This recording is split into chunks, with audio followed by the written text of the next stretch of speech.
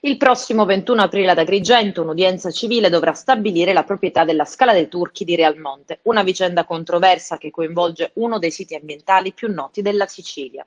E intanto, come neve al sole, una parte a ridosso della Scala dei Turchi lungo la costa di Realmonte, in provincia di Agrigento, crolla ancora. Lo denuncia l'associazione Mariamico. Una porzione della falesia di Marne è venuta nuovamente giù, precipitando sulla spiaggia, fortunatamente deserta, prosegue la nota. E osserva. Mentre comune e un privato discutono nelle opportune sedi sulla titolarità del bene, solo la procura ha agito. Infatti già il 27 febbraio dello scorso anno prudentemente ne aveva opportunamente inibito la fruizione.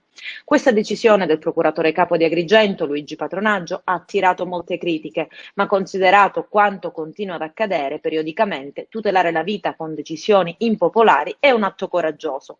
Di fronte alle lungaggini burocratiche, giudiziarie e naturalmente quelle politiche, ad Agrigento paradossalmente spesso la procura a prendere decisioni drastiche a protezione della vita, afferma Mariamico. Come nel caso del ponte Morandi di Agrigento, chiuso dall'ANAS solo a seguito di un'indagine della procura, osserva, prima che potesse seguire il destino del suo gemello di Genova. Mentre nelle aule giudiziarie si discute sulla proprietà, la Scala dei Turchi risponde sgretolandosi.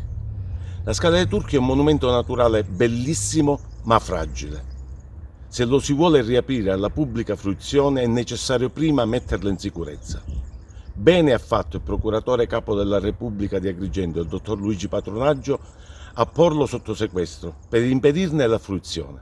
Prevenire è meglio che curare.